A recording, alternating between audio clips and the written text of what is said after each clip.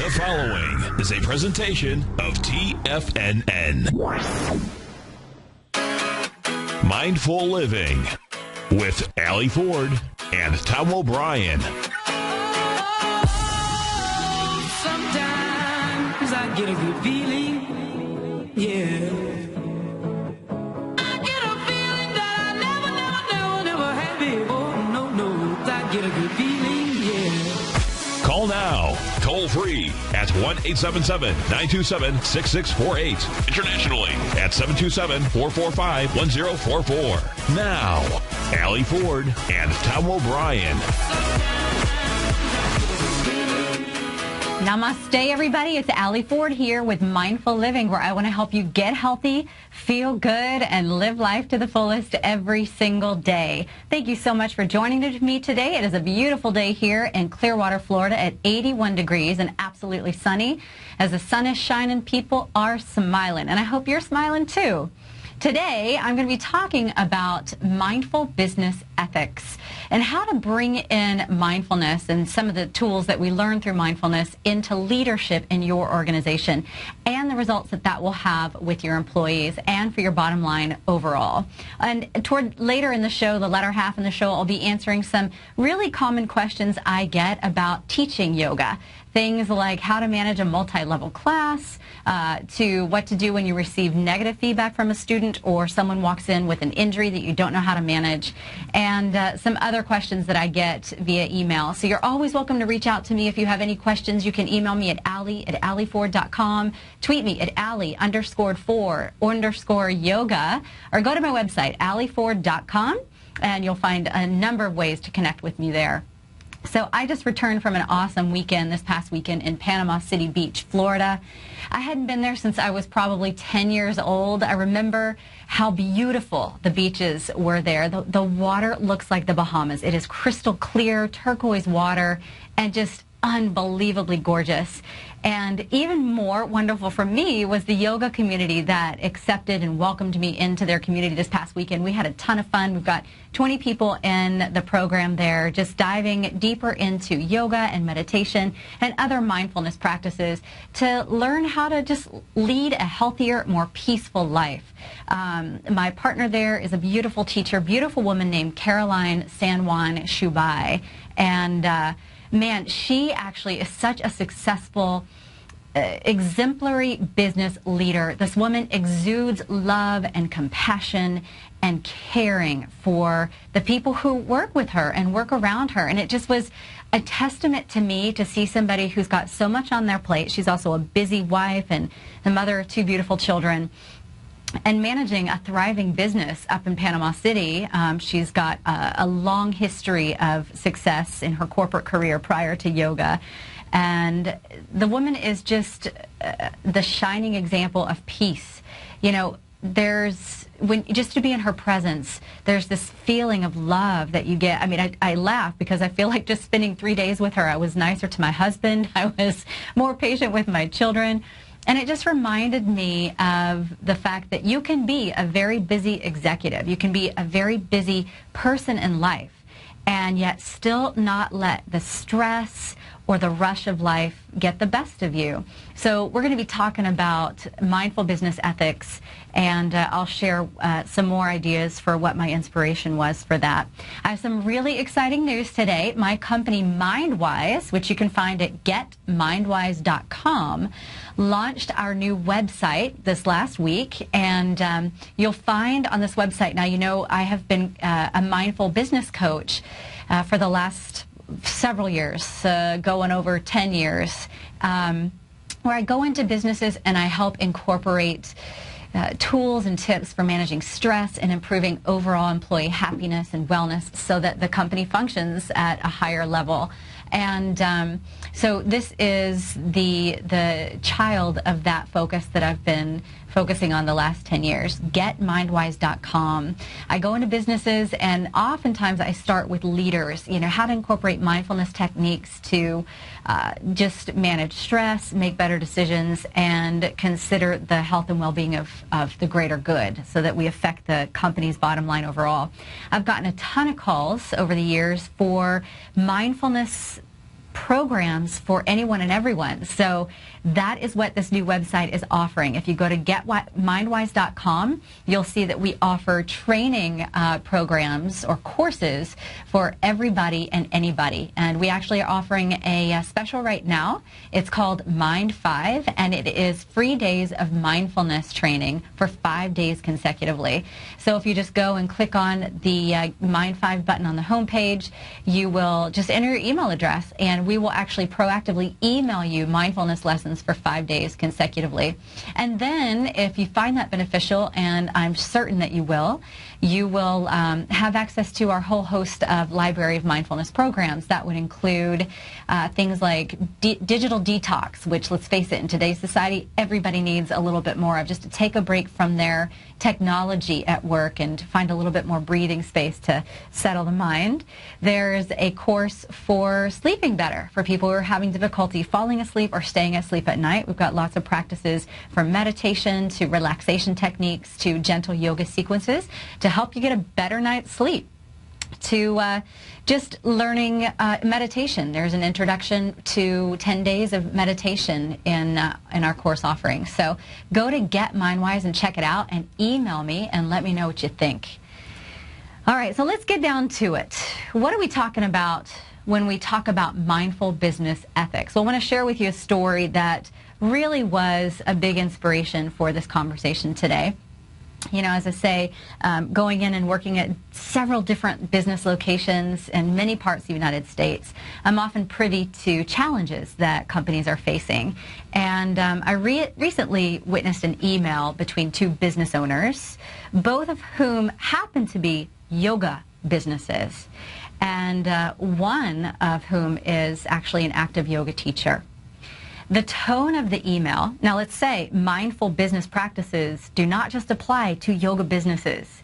However, yoga is a mindfulness practice. It's a tool that we use to gain more mindfulness, to be more self-aware, and to not only have more inner peace, but ensure that those around us are experiencing a happy, joyful life. So I was shocked to see this email between two business owners, the tone of which was literally shocking. And this is coming from me, who, in reading this email, was a third party, so I was not involved, and who should have been further removed from the drama and the just emotions of the situations, and thus able to read the email more objectively. However, the tone of the email was unmistakably derogatory, accusatory, belittling, and unapologetically hurtful. Not that an apology would have necessarily made things much better, but it was clear that the person who sent this email did not pause before pushing send for a deep breath and just kind of put the shoe on the other foot, which is a big practice in mindfulness, just to pause and consider how our actions are going to affect others. But there are some necessary steps that have to be reached before we can even consider how our actions are going to affect others. And this whole situation reminded me of what we as yoga practitioners and mindfulness practitioners are trying to practice. And that is more self-awareness. To be more aware of our thoughts, our words, and our actions in the world, and the energy behind those actions. Trying to ensure that the energy behind what we do is positive and healing instead of harmful. Mindfulness in the workplace is growing at a substantial rate, and it has been, especially over the last few years. Mindfulness training is often implemented as a method to decrease stress, improve focus and productivity, and ultimately, companies are finding it's completely changing the way that they do business. Now, this list includes companies like Aetna, Google, Facebook, Twitter, General Electric, General Mills, Target, and many, many more, though there's still plenty of room for more companies to jump on board. More and more companies are realizing that the effects of stress can have a really negative effect on the overall company's bottom line, and that helping employees deal with stress or manage stress on a day-to-day basis can improve not only their happiness, but of course improve the company's performance overall. And so more and more companies are investing in bringing mindfulness training into their corporations. The bottom line is that healthy employees equal healthy bottom lines. And people often say that your health is your wealth. Well, mindfulness takes this one step further and says that health plus peace of mind is your personal wealth, as is the company's. So then how does mindfulness apply to leadership? Well, mindfulness practice increases, as I say, and I'll say over and over again, self-awareness. Mindfulness is a practice of tuning inward and just observing emotions that arise within us, the thoughts behind those emotions, and then how those thoughts and emotions drive our actions in the world. Oftentimes we say that our emotions and this negative train of thought or chain of thoughts can actually sabotage our actions in the world. And so it's first just becoming more self-aware. So we use introspective practices that help us just spend a little quiet time with ourselves, like meditation and yoga, where you're just breathing and just in silence listening to your higher self within. And this certainly takes practice. So it's this self-awareness then that helps us make more ethical decisions in business. So while I was thinking about business ethics, I thought to myself, well, what do ethics even mean? So the sheer definition of ethics is moral principles that govern a person's or group's behavior. In other words, our morality or values or principles. And it's not that we're coming up with these on our own. As far as mindfulness is concerned, these ethics that ultimately we develop through mindfulness practices are based on an energetic feeling. You know, through mindfulness practice, through meditation and yoga, there's an underlying understanding that we're all connected energetically. And that's true with physics and science, that everything I do, my thoughts, my words, my actions, emit energy into the space around me and thus get absorbed, that energy gets absorbed by everything and everyone around me. And so nothing happens in a vacuum. And so we become aware of trying to direct negative energy into positive energy, right? Like, as I said, non-hurtful, non-harmful energy. And rather than continue to look outside of ourselves to fix unethical practices or look at others to solve problems, then we start to sort of turn the telescope or microscope inward and look within ourselves where the real solution to problems arise. Becoming self-reflective and aware makes us ask the tough questions like, you know, how am I thinking about something in my life? How am I feeling? What emotions are arising for me as a result of this event that's happening in my life? And how are those emotions about to drive my behavior?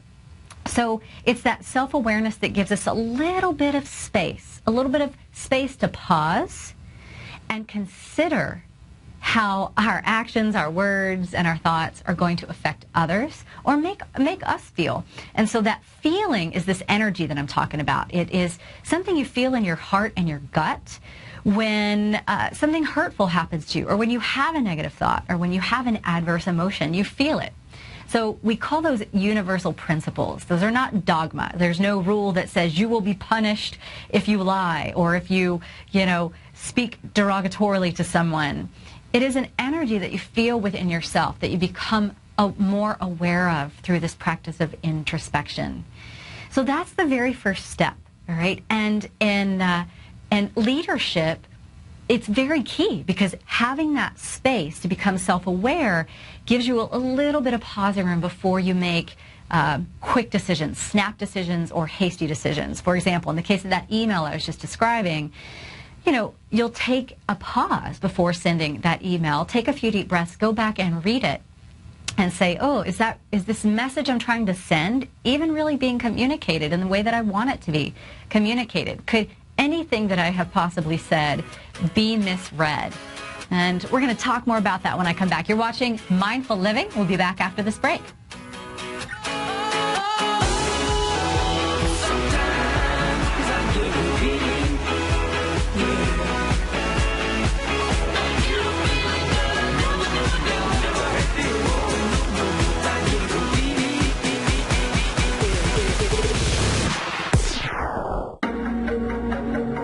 quiet markets, investors search for new trading opportunities. We'd like to introduce you to a new product that provides opportunities even in flat markets. Nadex, the North American Derivatives Exchange, is a new and innovative Chicago-based exchange registered with the Commodity Futures Trading Commission, and unlike most other exchanges, Nadex allows you to trade directly through them with direct market access when using their trading platform. Nadex never charges a fee to use their platform, which even includes real-time charts and full customization capability. Nadex's unique short-term binary options allow traders and investors to capitalize on strategies even when the underlying markets are quiet. Nadex's innovation has allowed them to come up with a line of unique trading products that are unavailable anywhere else. See how it works at nadex.com. That's NADEX.com, or click on the Nadex banner on the front page of TFNN.com. Futures and options trading involves risk and may not be appropriate for all investors.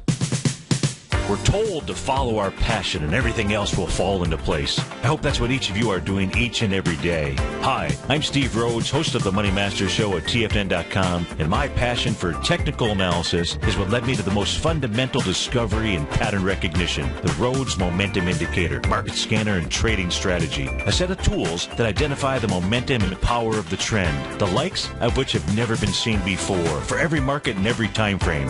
Yes, folks, the trend is your friend, unless you're on the other side. New to technical analysis? This is the place to start. And experienced traders take advantage of the trend like never before. Experience the power of the Rhodes Momentum Indicator each day, available to subscribers of my newsletter service, Mastering Probability. I guarantee your satisfaction for the next 30 days unconditionally, so there's no risk to you other than being on the wrong side of the trend.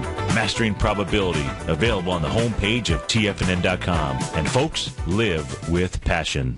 No matter where you listen to TFNN programming, we want you to know you can always access your favorite shows on demand through TFNN.com. TFNN airs live programming every market day from 8 a.m. till 6 p.m. Eastern, and you can view each program by accessing Tiger TV through our homepage. We even have an easy link for all mobile devices, including iPhones and iPads, located at the top right-hand corner of the TFNN homepage. You can use your smartphone to view Tiger TV, but if you don't have a mobile connection that can keep up with streaming live video, then you can simply visit TFNN.mobi in the browser of your smartphone for live streaming audio of all of our programs. The mission of TFNN is to educate our audience directly and interactively through our interactive website and radio call and talk shows. TFNN is able to teach all levels of investors the technical skills needed to trade in today's marketplace.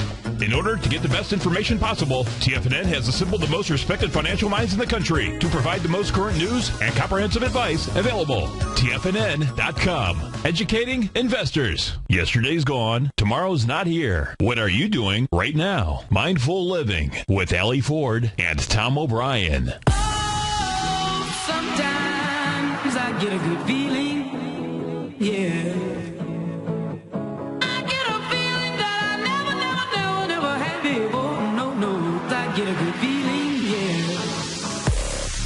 Welcome back to Mindful Living, everybody. We're discussing mindful business ethics and how to ensure that you are making ethical decisions based on owning your own emotions and owning your own snap judgments or emotions that might be affecting the decisions that you're making at work. And we're talking about, looking within yourself, introspection, and finding a way to consider how your emotions could be playing on the effects of the day or the decisions that you have to make.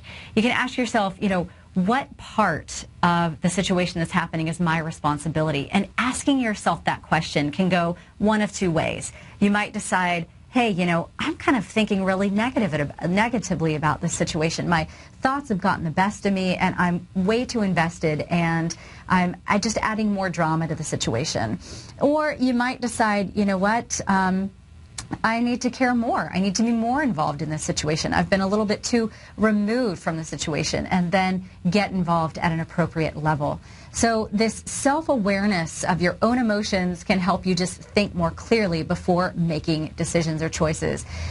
That same thing now, becoming aware of your own emotions helps you also become more aware of other people's emotions, and allows you to be a little bit more considerate of the decisions that you're making affecting others. And this is what's really changing companies today through mindfulness practice.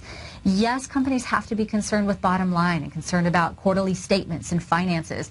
But if that is the primary consideration for driving business success, then studies show that employee happiness goes down and stress levels go up. And a study done of recent business school graduates, the study showed that graduates, these are people with MBAs who now gone into business. Recent graduates who are more concerned with finances score significantly higher on narcissism and lower on empathy, both traits contributing to unethical decision making. Through mindfulness practices, as I say, we're not only aware of our own emotions and how that can affect our decisions, or more specifically hijack our decisions, like firing off emails or raising our voice or being unaware of our tone toward others, but it also helps us more readily sense emotions in others. So this is the next major step that people who practice mindfulness can, or the next major way people who practice mindfulness can serve their overall organization. In understanding our emotions in other people, we begin to feel a connection to those around us. We can listen for emotions in people and be concerned about how they're feeling, especially as a leader. We want to know if our employees are feeling unrest or feeling stress or feeling worried. And when you do become aware of those emotions, then you can actually take a deep breath and from a more grounded place, address it with them. I think I'm hearing concern in your voice when you express this concern to me, or I'm hearing stress or worry. Let's talk further about that. You know, what can we do together as a team to help put your mind at rest so that we can focus on getting the job done? A lot of studies are out there that are showing how employees are calling in to work sick more because of stress on the job and emotional conflict with others, even more so than actually being sick.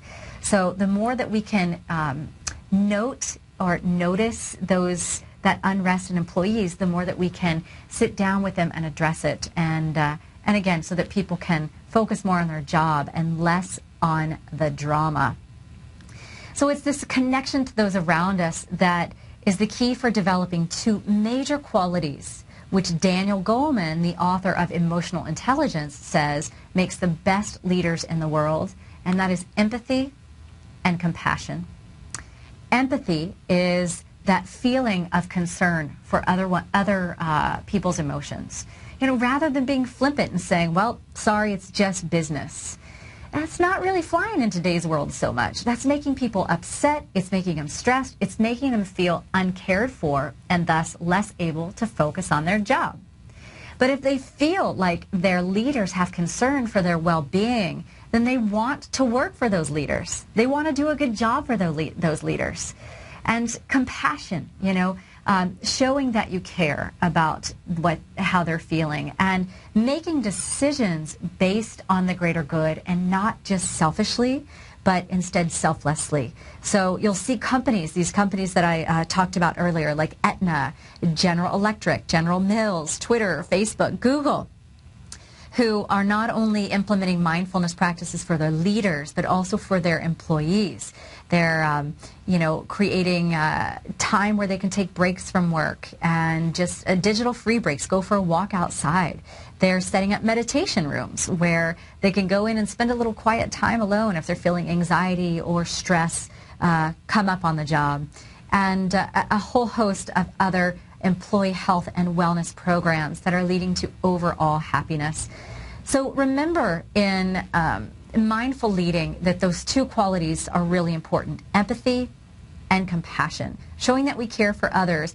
You know, this idea that the shark, the hard leader who just, really doesn't care about anything or anyone other than the company's bottom line and only about getting ahead, is really a dying idea. Those are not, that's really not what employees or companies are interested in today.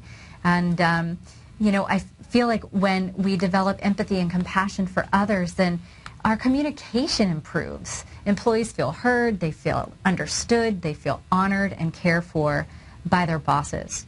And, we practice communications that are considered kind, not speaking down to others or in a derogatory way, but instead in consideration of their feelings. So, as I say, the studies show that employees are working harder for these types of leaders. It's not to say that as a leader, a business leader, you don't have to make the hard decisions. You will. All right? But in making those hard decisions, you'll pause and consider the intention and motivation behind those decisions. And again, you'll make altruistic choices. That is, considering the health and wellness of the entire organization and not just selfish individual choices. So just to sum up this conversation, in yoga we talk about the yamas. Now this is the first of 8 limbs. These are basically moral ethics, codes, behavior that we practice in our interactions with others. And these are the rules that we should really consider when interacting with employees. The first one is called ahimsa, nonviolence, and considering your energy behind thoughts, words, and actions. And are my thoughts, words, and actions painful, harmful, hurtful, or are they kind and considerate? That's the very first thing we should consider in acting with others, whether they're employees or colleagues or other business owners. The second of the yamas is satya, truthfulness. Now remember that all of the other yamas should be based on ahimsa. Some people will say, oh, that's the truth and the truth hurts. And when you're talking about mindful business ethics, that's not how it goes. If you are going to speak the truth unless it's hurtful. You have to find a way to speak the truth sweetly and to come together with people, find a way that meshes or, bridges the gap rather than creates a worse divide. We have to practice what's called non-stealing, and that this as well as a parigraha, non-hoarding, is finding ways to interact with others or make decisions as a leader that are not selfish, that affect the goodness and the betterment of the whole organization.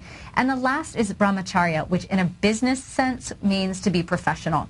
As leaders in today's world, whether you are a yoga teacher, a yoga business manager, or managing a finance corporation, there are clear lines of division that we do not cross in interacting with other employees. We have to be aware of our behavior. Leaders are looked at as examples in the world. So note the tone with which you speak to people. Treat everyone equally, men and women, regardless of their ethical background or station in life. And you'll be looked at as a really strong, fine leader. So I hope that if you are a leader in an organization and you have not tried or looked at mindfulness training for your organization, consider starting with mindfulness training for your leaders. You will see a beautiful improvement in the overall effectiveness of the company, the bottom line of the company, and overall employee happiness.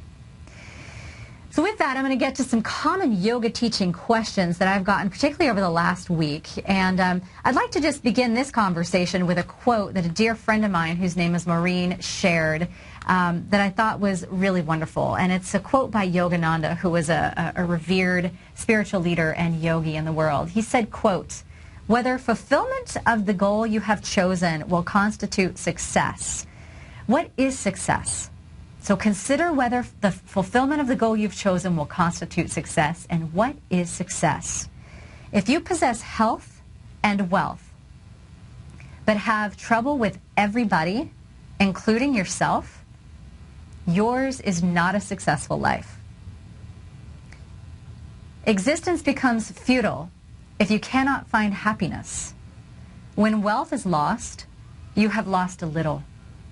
When health is lost, you've lost something of more consequence. But when peace of mind is lost, you've lost the highest treasure." This is really describing the ultimate goal of not just yoga, but mindfulness in general, and that is maintaining a peaceful mind in all that we do. And I find that for people who are new to yoga teaching, it can be very easy to get caught up in your mind, judging yourself or worried about others, caught up in the past, if you will, which just really causes us to lose a lot of peace. That's the case in life general, right? Not just in yoga teaching. My personal theory is to honor your students, but you can't forget the whole while honoring just one student. So when we come back, we're going to talk about how to manage a multi-level class and people with injuries. Stay with me.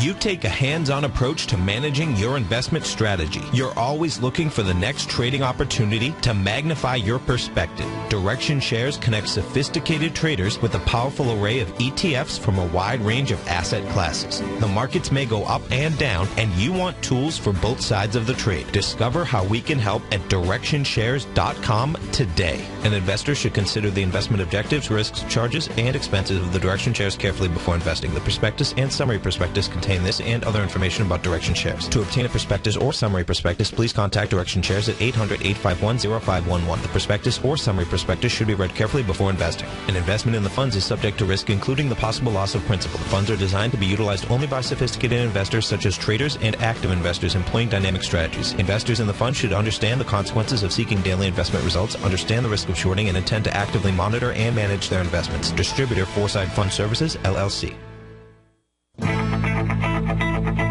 Who says you can't take it with you? TFNN says you can. With your mobile device and TFNN's live radio streams, TFNN has put it all in the palm of your hands. No special apps to download. No subscription fees for live radio or Tiger TV streams. We say you can. Now let's go over to the dollar, because the dollar is going to be the generator. It is the generator of basically higher dollar, lower market. And what the dollar has done, and this whole uptrend, folks, has just gone sideways. The way it works, folks, is this. We say you can. The Tiger Financial News Network. Smart investors and professional traders know you can. TFNN.com. Educating investors. Life is a mystery to be lived, not a problem to be solved. Mindful Living with Allie Ford and Tom O'Brien. Oh, sometimes I get a good feeling, yeah. I get a feeling that I never had before. No, I get a good feeling, yeah. Welcome back to Mindful Living. We're getting into some common yoga teaching questions I get from students and teachers. And let's get down to the very first one. That is how to manage a multi-level class. What do you do when you are expecting a room full of experienced practitioners and you have a brand new or several brand new beginners walk in? My personal theory is to honor what's posted on the schedule while at the same time teach to the beginner in the room. So that means helping those beginners stay safe, right? As yoga teachers, it is our job to keep people safe. Something I personally feel many yoga teachers lose sight of. I was recently in one of these classes with a mix of experienced and beginner students, and the teacher kept offering inversions and arm balances. Let me just say, a key sign that things are not going too great is when you keep hearing boom, boom, boom, people falling over, landing on their backs or their heads or their shoulders or their legs, and people around them going, oh gosh, are you okay? That is a key sign that things are not going okay. In fact, hearing that sound even once should be enough to know that you need to dial your beginners back. And of course, this is something that also takes experience and confidence with, being able and willing and confident enough to tell beginners when something is not appropriate for them. Teaching to the beginner in the room does not mean devoting all of your attention to someone in the room who needs extra attention such that you ignore the others. So you have to keep the class flowing while teaching to the beginner in the room, so you avoid stopping or holding the flow of the class such that it's just no one knows what to do. All right? It also does not mean completely changing your game plan. That's not to say that the class you had planned will go exactly as you planned it. In fact, just know that's never going to be the case, because things are always changing, and that's the nature of reality. And you have to be okay as a yoga practitioner with non-attachment. Know that things are going to change and learn to go with the flow, all right? Be okay with it, so don't get stuck in your head. Remember, peace of mind. Stay focused. And staying focused will help you stay more grounded so that you can continue teaching that flow you had planned with more variables and options for your beginners. Now, one caveat is that you may need to change what you're going to teach, but don't come up with something brand new. Don't just do it on the fly, especially if you're a new student. If you're going to change the sequence you're going to teach, revert to a sequence that you know, something that is a foundational sequence that you don't have to worry about what's coming next, so you can keep the flow of the class while teaching those variations for beginners. So then what does it mean to teach the beginner in the room? First and foremost, demonstrate physically with your body a safe place for beginners to stay while offering verbally other options for your more advanced or experienced practitioners. Remember, a picture is worth 1,000 words. So demonstrate in front of your students, your beginners, where you want them to stay. Show them and then tell them to stay there, right? You can say, quote, if you're new to practice today, please stay here. And then, if you see a beginner going further that you know is not safe to an option that you know is not safe, probably because they are mirroring a more advanced or experienced practitioner in the room, then you have to be willing to walk up to that person and gently ask them to go back to the safe place you asked them to stay. Address them directly. Speak softly so they can hear you, and do it with compassion and empathy so you're not derogatory and you're not, barking orders. But I would say something like, quote, Jim, please come down, as the position that you've taken in this posture is not safe and it's potentially injurious. You might hurt your neck or your shoulders or whatever. Come back and stay here today. And then when they do that, say, good job. Then after class, give them more encouragement. Say, you did a great job, and the reason I want you to go back is because we're building blocks for this practice, slowly over time. And if you do that, then you'll practice yoga the rest of your life. You can, you'll reach those more experienced or more advanced postures soon enough, as long as you take them with safe building blocks. Otherwise, you're going to jeopardize your health and well-being. Now, if during the class you ask someone to dial it back and they don't, then you might have to get more stern. And let's face it, that's our job as well. It is our job to keep people safe. So if you have gently asked them to please come down and they don't, then you have to say, Jim, come down from there, because that's going to hurt your shoulders. And just repeat it again, but with a little bit more firmness. Then, as I say, be supportive and encouraging, not harping on beginners for too long. If they're making gentle mistakes or, non-injurious mistakes, let them be beginners. Let them make mistakes. Everybody started as a beginner now or then, and we all started in the same place. But if it is something that's dangerous, be willing to keep them safe and dial them back. Now, these same rules apply when you have a student show up with injuries. First and foremost, always ask for injuries before the class begins. I like to just say, is anyone here today who's experiencing a new injury in their body that I should be aware of? Or more preferably, if I can get into the classroom before class starts, I'll go around to my students individually and just have private conversations with them. How are you feeling today? How's your neck? How are your shoulders? How are your hamstrings? Let me know if anything's bothering you, if I can help you with anything. All right, but inevitably as a new teacher, someone may say, oh, I've got this injury going on, and then we as a teacher have no idea how to handle it because we've never experienced it. We don't have any experience with that. So there's a couple of things to do in this case. First and foremost, if you have no experience with their injury, tell them, especially if you're concerned that injury could be dangerous. Be willing to tell them if you are uncomfortable with having them in class. For example, when I first started teaching yoga, I was teaching an advanced yoga flow class with 30 people in the room. I had two brand new expecting mothers come into the room, and they told me they were pregnant, yet they'd never done yoga. I'd never been pregnant. I didn't know how to tell them how to change their practice or how to keep them or their growing baby safe. So I walked through the sea of people to the back of the room and addressed them privately. And I said, ladies, I'm so honored that you came today and would love to have you in my class. However, this is an advanced flow class, and I don't know how to have you modify your yoga postures to keep your body or your growing baby safe. Therefore, I don't feel comfortable having you take this class because it could be potentially dangerous. They were both so grateful that I actually shared that information with them. They thanked me, and I said, please come back to a beginner class or to a prenatal yoga class with a teacher who is knowledgeable in working with pregnancy. And they were very grateful, and they walked out with no issues at all. If, again, if they ask you a question, I've had students come and say, I've got 4 fused vertebrae. Can I do this posture? Or I've had an aneurysm. Can I do a headstand? I didn't know. You know, even though I'd been teaching at this point for years and years, I still didn't know. And I said, you know what, I'm not comfortable. If you're not comfortable, I'm not comfortable, and I would advise you to ask your doctor. Please don't do it until you ask your doctor. If you are comfortable with those students with injuries staying in your class, then first thing to do, and inevitably, if anyone ever tells you they're experiencing an injury in yoga, first thing you do is tell them to listen to their body and practice in a way that is not hurtful, that does not cause pain. To stop in their yoga postures before they feel the pain, because pain is a gift.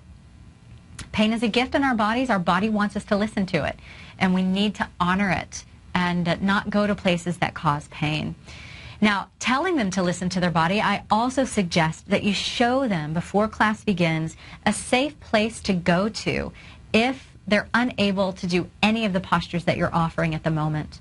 For example, have them take child's posture. You can show the class what child's pose looks like. If, however, you have somebody with knee sensitivity and they can't bend their knees that deeply, have them sit in seated staff pose or dandasana with straight spine and straight legs with no knee bend, because that can cause a lot of pain if you have severe knee injury.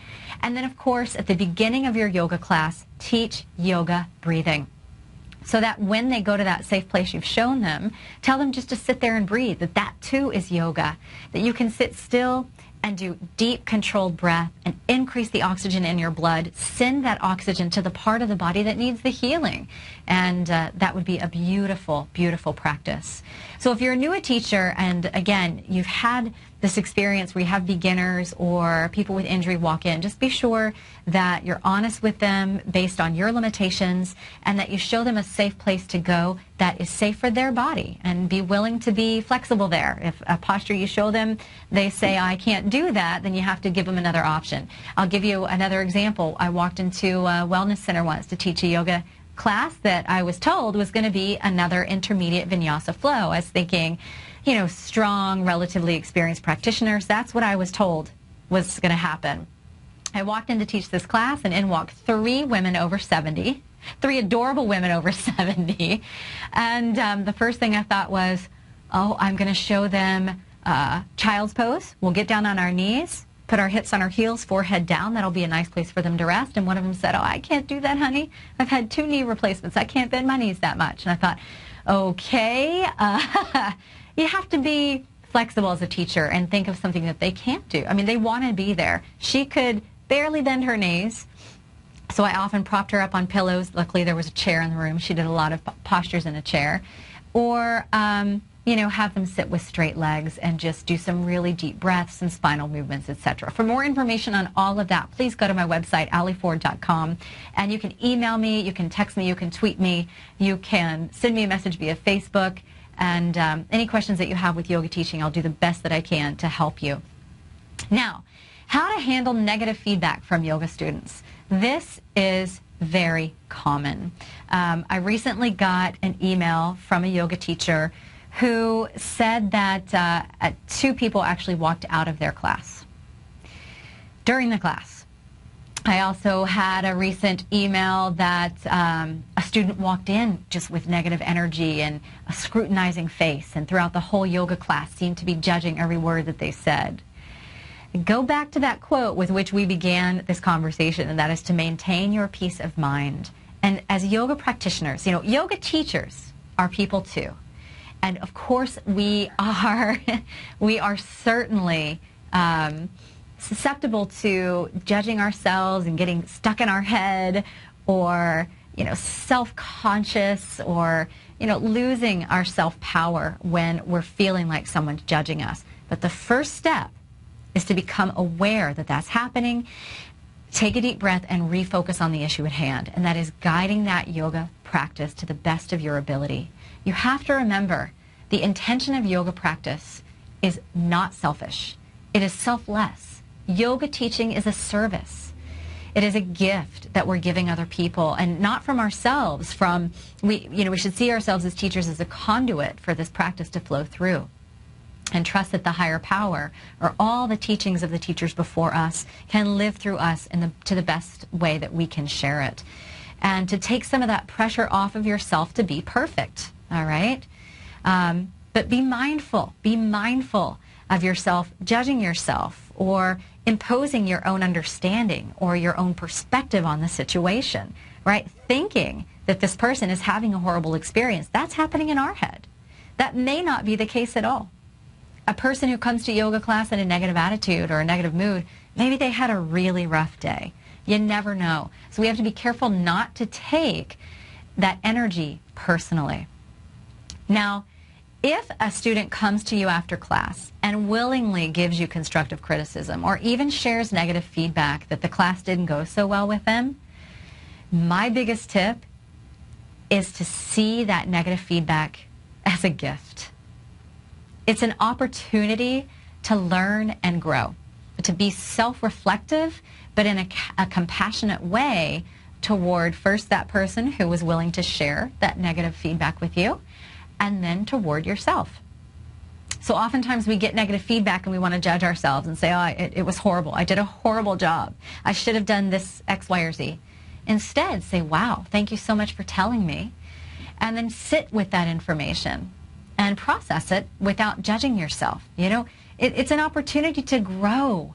And this humility or humbleness should be a quality that we as yoga teachers, yoga practitioners, yoga students, ultimately as members of humanity should be cultivating. Because when we're humble and we have humility, then our minds are open.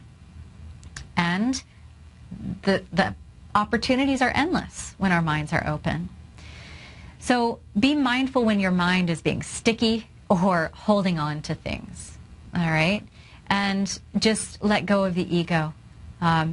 Avoid as best you can being self-conscious or judging yourself. But if that happens and you become aware of that happening, then be compassionate toward yourself for judging yourself. That's the next big step. If you're judging yourself, then why beat yourself up even more? You know, the minute you catch it, take a deep breath and say, you know what, I did the best that I could. What I'm offering is a gift, and I'm doing it because I care. So you have to remember that so much of our experience is based on our own perception. And as I said, maybe that student was having a bad day, and don't take it personally. At the same time, if you can grow from that feedback, what a wonderful thing. You'll be a better yoga teacher. So I want to remind you of a Yoga Sutra, one of my favorite Yoga Sutras. It comes from the Yoga Sutras of Patanjali. It's number 1.33. And it helps us cultivate certain attitudes toward other people. So it's basically about managing relationships in order to maintain the peace and well-being in our own life. So I'll just break it down for you really quickly. The first one said, if anyone's acting happy toward you, be joyful, even if it's somebody that has wronged you in the past, somebody that you might be angry at. If they are acting happy, be happy for them that they're happy. And just experiment with that. We have a tendency to be bitter or resentful toward people that we may have beef with in the past that come up, really happy. Let's say somebody who's wronged you in the past, that they win the lottery. Can you really be happy for that person? Well, the Yoga Sutras say try, all right? Even if it's someone that has treated you poorly in the past, if they're happy, be happy for them. And notice how that affects the energy in your heart. You'll feel better rather than being resentful toward them. So I once read this quote that said, resentment is like drinking poison and waiting for the other person to die. Resentment is poison inside of ourselves. So just be happy for someone who's happy, all right, regardless of their experience. The second one says if they're unhappy, be compassionate toward them. This can be difficult if it's someone who's always unhappy. It can be really difficult for us to be patient with someone who's unhappy. But if someone's feeling down, without allowing them to steal your energy or too much of your time, give them a hug and say, I'm so sorry that you're dealing with that. Rather than trying to give them a pep talk or fix everything that's wrong, just experiment with compassion, giving them a hug and being a listening ear, all right? See how that affects the energy, or trying to change what they're experiencing. Sometimes we say, don't feel sad, don't be angry. Let them feel what they're feeling. Be compassionate. I'm so sorry that's happening. But genuine, of course. Now, for someone who's being virtuous, doing right things in the world, be grateful, because let's face it, the world will only be a better place if people are out there serving all of humanity. So if they're working for charities or giving back to the world, be grateful that these people are in the world. And if you are around someone or witness someone being evil, this is the fourth attitude we should cultivate, then watch from a safe distance. Don't get involved with that action. Just be a witness to that. So in case someone needs to have a witness, you were there, but you didn't put yourself in harm's way. Now, this is all this to say that we are not passive. Developing these attitudes don't make us be flippant or careless. We actually care about the world, but the attitudes allow us to care without interjecting our own emotions so that we can observe with an open mind in a healthy, non-sticky way. Now, another thing I do when I feel myself starting to feel self-conscious, if someone seems to be directing negative energy or glances my way when I'm teaching yoga, is I'll just avoid eye contact with that person. And I'll still go up and I'll give them all the attention and care that I possibly can as a body in my room. I'll check out their alignment, I'll give them yoga adjustments, and I'll send love, caring, and kindness their direction. And if they're not sending it back to me, well, yoga teaches and mindfulness teaches that we give with no expectation of anything in return. Overall, if someone offers you feedback regarding your class, be open to the possibilities, all right? And be grateful that that person was willing to come to you and be honest with you. And then just sit with it. Before you act on it or react to it, just sit with it. You know, I once had a couple of students come to me to tell me that a yoga teacher they took a class with was doing some things in their yoga class that they didn't approve of, and they asked me if I would call this yoga teacher. And I thought to myself, man, how would I feel if another yoga teacher came to me and said, I heard this about you and your yoga teaching? Be grateful that that yoga student cared enough to share with you how they were feeling about your yoga class. And then consider the feedback. All right. If you're not sure what to do with it, you can consult one of your trusted teachers. Call someone you know, someone you see as a leader in your life, and ask for them to help you work through it. And then after some consideration, you can choose whether or not that feedback was helpful for you. Be careful to write things off because, you know, while we can't please all the people all the time, it is a basic practice in yoga to remain humble and always be willing to grow. All right, yoga teaching is a skill and it takes patience and practice. So be sure you're doing your own daily practice, as this is where the best yoga teaching is born, from your own yoga mat, and then be patient with yourself. As Pattabhi Jois, the guru of Ashtanga, always said, slowly, slowly, which applies not only to yoga practice, but to everything in life. So that's all the time I have today. I want to thank you again so much for joining me. Tune in again next week for more Mindful Living. And until then, I wish you peace, love, health, joy, and beauty from the inside out. Namaste.